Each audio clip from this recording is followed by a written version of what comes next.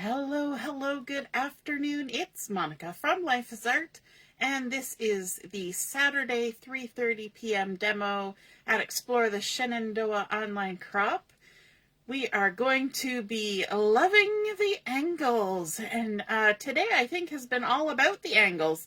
Our project this morning involved angles, and we are continuing on with that theme this afternoon. Oh, I'm going the wrong way. I'm trying to center myself on the video. So if you're joining me live, just say hello or howdy so I know you're here. If you're watching later on replay, drop a comment. I'd love to hear from you. And, oops, just moved my mouse and it did a thing. I see that Deborah is here. Good afternoon, Deborah. And we had lots of fun during chat and craft this afternoon. We'll be back on doing that this evening starting at 7, and it's a drop-in time. So anytime between 7 and 11, just come on, click the link and join us. And we'd love to say hi. So we're going to be using some products from the current mini catalog, the January to April catalog that just launched a few days ago. We're going to be using the Storybook Moments collection, and we're going to be using the paper pack, which is a specialty kind of paper pack because it also has some cut-aparts and a couple sheets of die cuts. And we're also going to be using the Timeless Plaid, which coordinates with this paper collection. Then we will also be using the Antique Pearls, which is an embellishment that goes with this collection. And then further ahead, or earlier ahead in the catalog, we're also going to be using the Greetings for All Mix and Match Ephemera. And these, they're called ephemera, I guess, just because they're little die cuts, but they are all sorts of sentiments. And so we're going to be making use of those today. And I have found this is really helping me out, this pack, because I'm new to Stampin' Up, having come from close to my heart. So just since May, been at Stampin' Up. And so I have a limited amount of stamp sets, and by limited, I mean like 35 or 40, because, you know, so many good things to get. But I don't have all the sentiments, right? And so I'm using a sentiment today from this ephemera pack that I do not have on a stamp from Stampin' Up. And so this has really been helping me out because I can use different sentiments that I don't have available to me otherwise. And there are 6 sheets of die cut sentiments in here, and there are 2 of each sheet. So if you want to make a couple cards with the same sentiment, you can do that.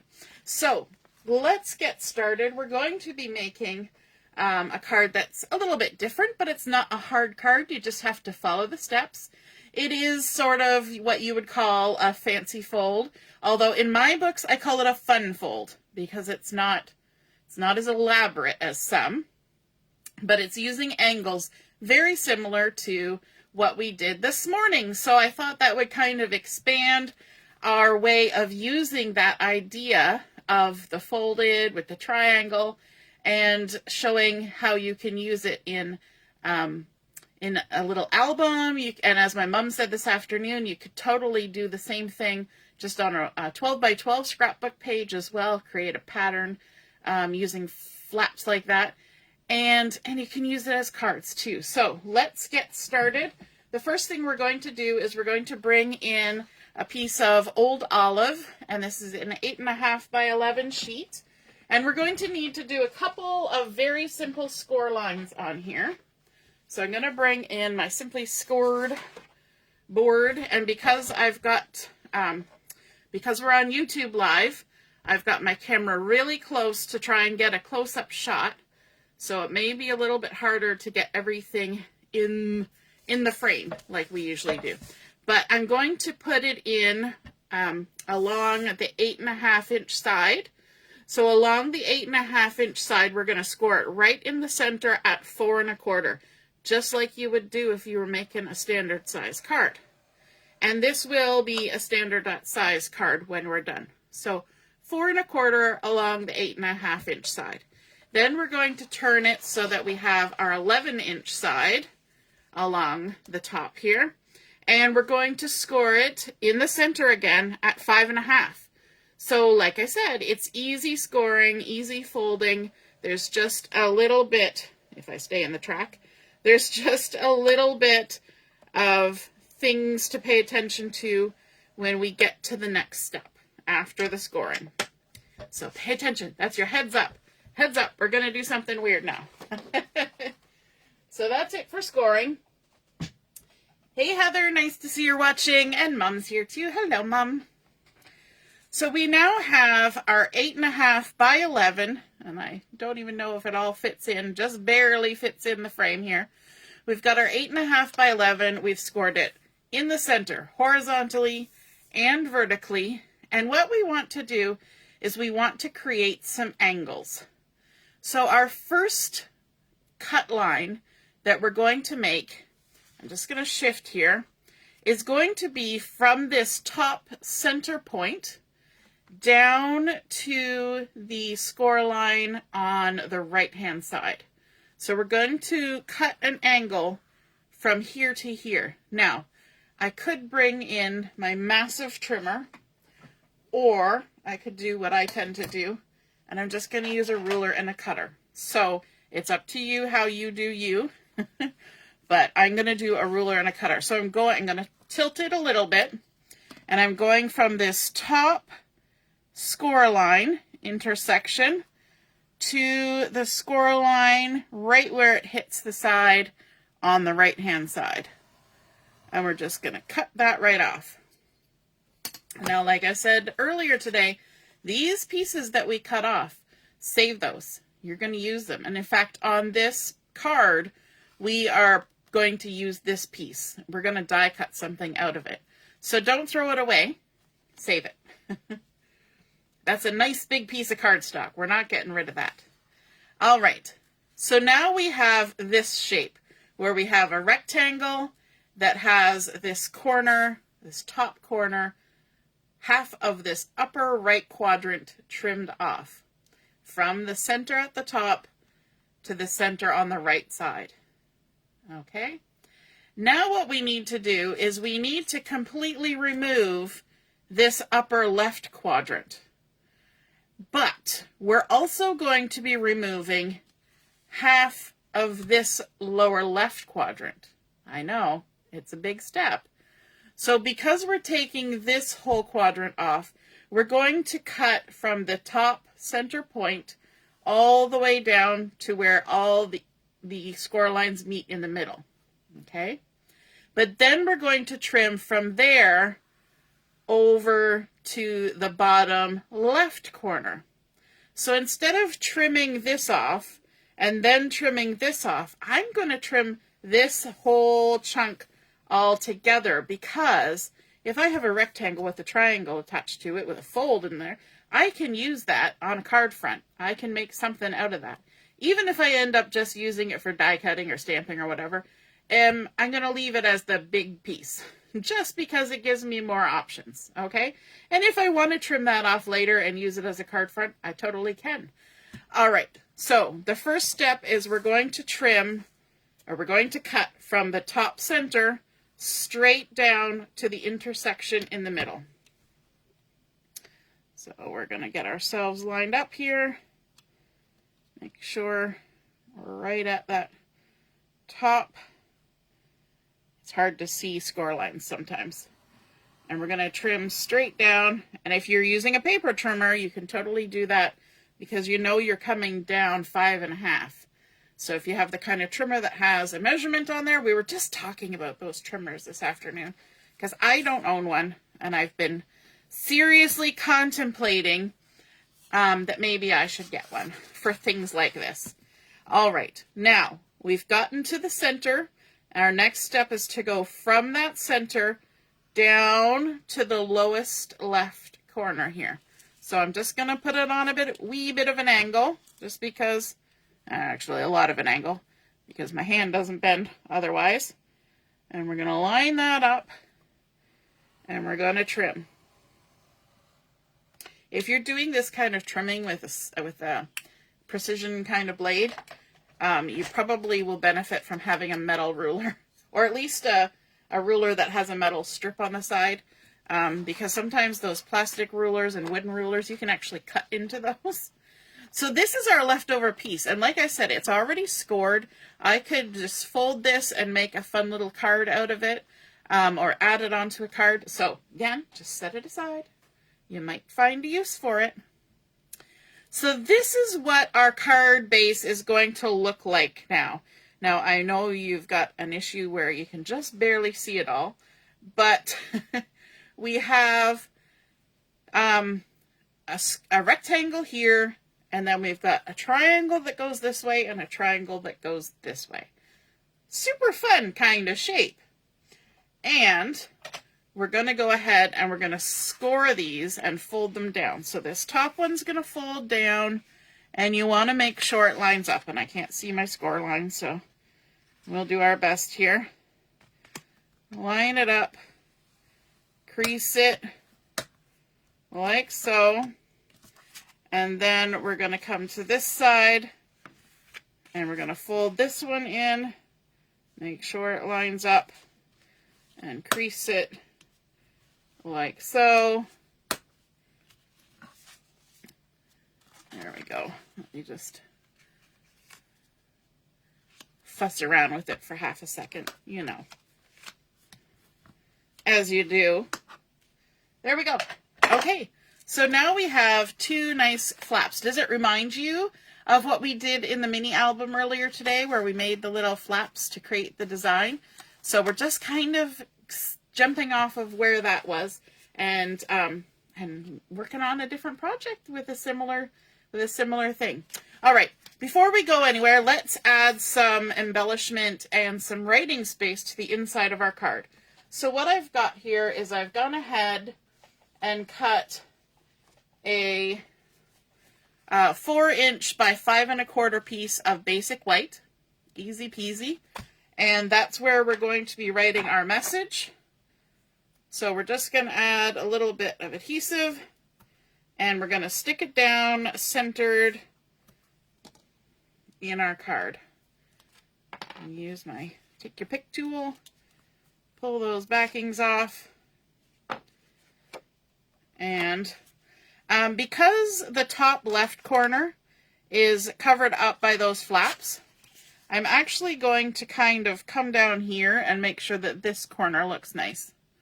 Okay, sometimes it's hard to line up against score lines that are hard to see, but I want to have 1/8 of an inch just on this corner. As long as this looks good, the rest will follow. All right, so then you can see when the card is closed, we'll have a nice little peak of a white coming out there. To add a little embellishment to this, I've taken a little scrap piece from the pattern paper, the Storybook Moments, that has the little houses all over it, which we're actually going to be using on the front of our card as well. And I've just got a little scrap that actually has a whole house on there, and I'm going to fussy cut this little house out. And I'm going to do it just as you would do with anything else that you're fussy cutting. The only thing is, when you get to the sides, you don't want to just like go up. You know they have to make that noise, right? What you want to do is you want to think about the land being, the horizon being horizontal. So anytime you come out and go back in, you want to make it look very horizontal. And so I'll show you what I mean here. So I'm going to come out a little bit farther, and I'm going to come in, and then I'm going to come out again, because there's a little bit of design there, like that. And then we can start traveling up. So you can see how we've made some horizontal movements in the grounding for that little house. And then we'll just trim as we normally do, leaving a halo, pivoting our paper all the way around, like so. I like fussy cutting out of pattern paper. And then when we get to sort of the ground level here, we're going to do the same thing. We're going to go horizontal, horizontal, horizontal. Okay, so that you get that feel that this is the ground, and the ground is flat-ish. The ground isn't always flat, but it's flat-ish. All right, and then we're going to add some glue on here. And we're just adding it to the inside just for a little bit of embellishment. My glue is getting very low, so it takes a second for it to run down. And we're going to use it again, so I'm going to just lay it there. And we're going to add our little house just there in the corner, so that there's a nice little surprise when we open up our card. Okay, now you need to keep in mind when you're writing the message inside your card that this part is going to show, or at least some of it. Some of it will be covered. So you're going to want to, even if you are very aware of that, it never hurts when you've got your card all made, just make a few little marks with a pencil that you can erase, so that you know when you're in here writing your message that you're not, got your writing going willy-nilly all over the place, because you might not want to see that from the front. If you do, totally go ahead and do that. Gonna take a sip of my water. For some reason, I got a little bit of heartburn happening just right now. Okay, now we want to add some designer series paper onto our triangles. And I chose 2 papers, and the ladies will know from this afternoon that took me a hot minute to decide which one I wanted, because I knew I wanted this pattern paper, but I was trying to come up with which plaid from the Plaid collection that I wanted to go with it, because it's going to kind of be in behind the little houses, and I thought that this one was nice and cheery, and it really went with what I'm embellishing with. So these 2 pieces are cut to the same size, which is 3 7/8 by 5 1/8. Okay, 3 7/8 by 5 1/8, and I picked 2 different patterns because I wanted something that contrasted. I wanted something that was a different scale. This is kind of a bigger scale than this, not exaggeratedly different, but somewhat different. I liked that the plaid kind of picks up on the little windows, and the colors, of course, because they go together, they're in the same collection, they match, and it really matched with my embellishments. So for the plaid is going to be going on this piece. And the reason why I'm showing you that is because I want to remind myself that I need to trim my plaid in the correct direction. So I'm going to be putting it on this triangle, so it needs to be trimmed from the upper right corner to the lower left corner. Okay, so I'm going to bring in my big paper trimmer, and it's probably going to be slightly off screen. My big Fiskars trimmer, so I'm probably going to be off the screen here, but I'm going to trim from the upper right to the lower left. Just line it up on my trimmer. I can't move any farther to the left because my laptop is there. So I'm just going to line it up and make sure we're all the way there.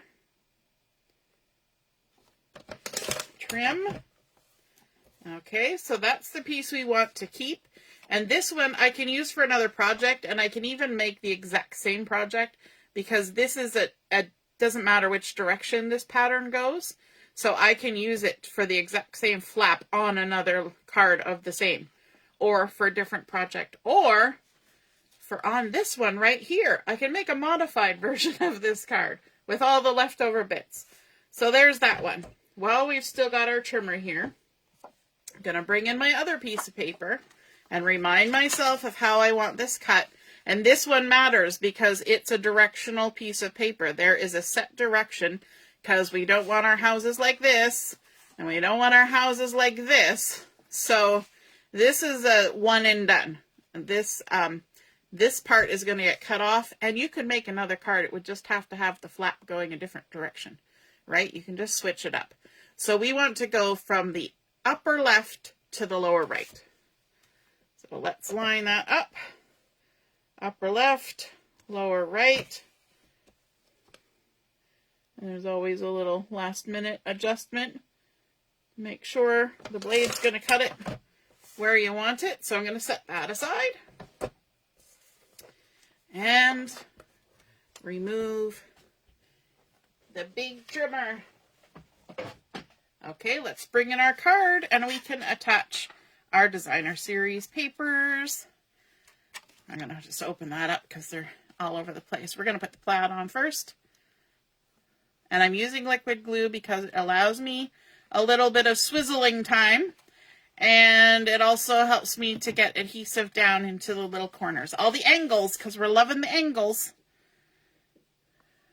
So I want to center this on here so that it looks nice and even. And stick it down. Make sure we get good contact everywhere. Doesn't that look pretty? Even just that looks pretty.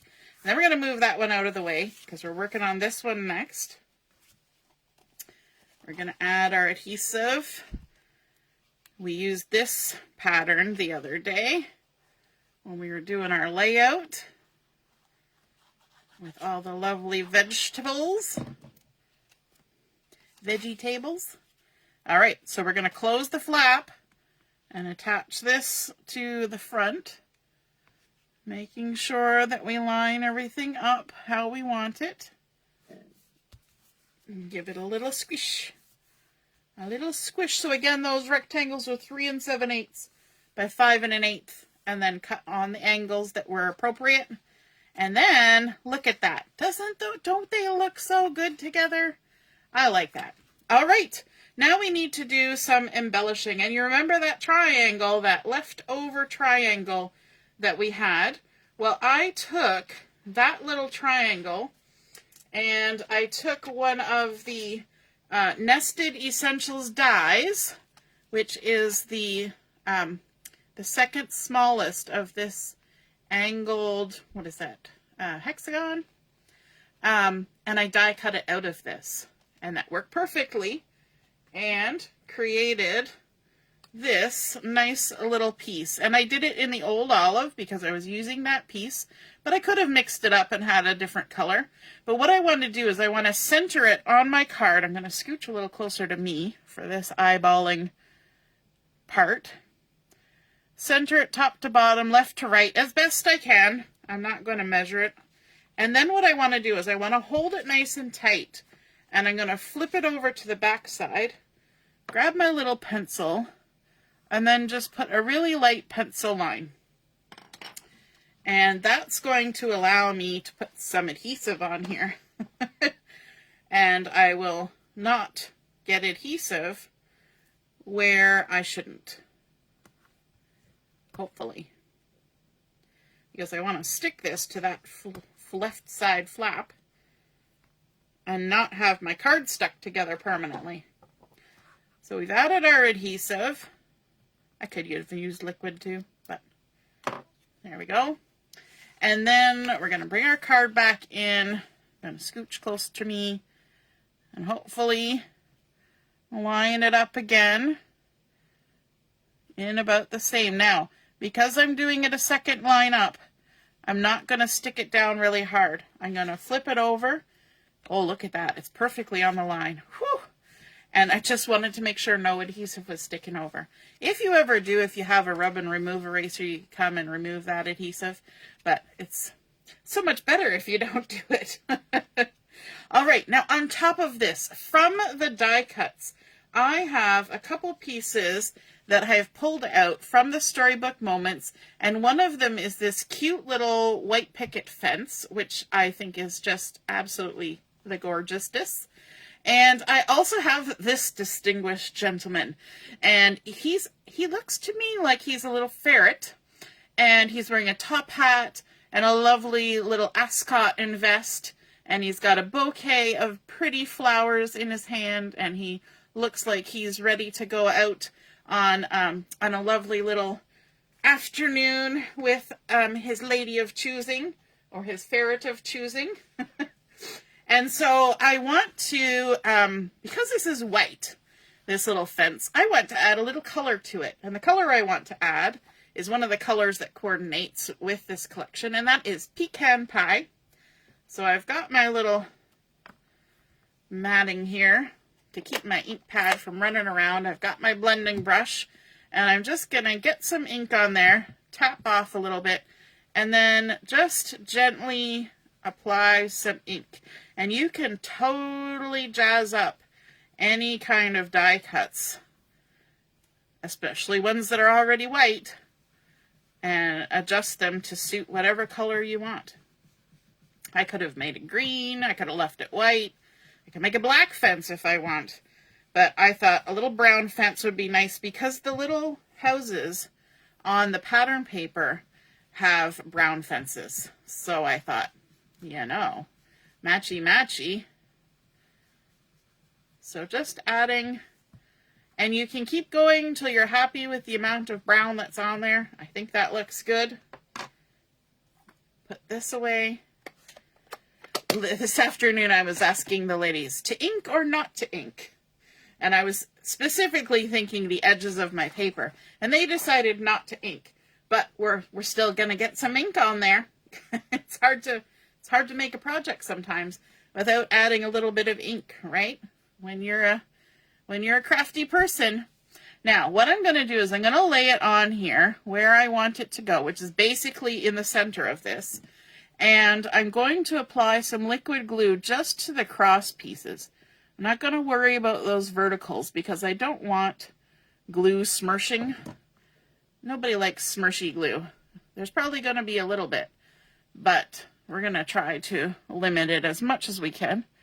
I'm going to center that back on there. And doesn't that make the fence stand out a little bit better from the background than just having the white? It kind of disappeared on this side when it was white. So I think just adding that little bit of pecan pie, and as you can see, the ones in the background have little brown fences too. So just thought it went with the theme, very thematic. Okay, now this little guy, we're going to attach him on the right hand side over here. So I'm going to actually put some dimensionals on the side where the flowers are, and I'm using these skinny little strips. These are the ones you use when you're making shakers and stuff, but I need to order more of the other ones. And so for now, this is what we're using. So I'm just going to put some, and I've kind of trimmed them down. I've been using them quite a bit. So I just keep trimming a little here, a little there. And that seems to be working. I think one more, just so he doesn't jump off our card and run away. We're going to add one last little piece. That stuck to me instead of him. On his toe there. Oops. It stuck to me better than him. Look at that. I have a new embellishment for my nail polish. Let's try with the other piece. You know what might help? Tweezers. You know what? I might just need another piece of foam tape. Woo! Let's start out with the tweezers.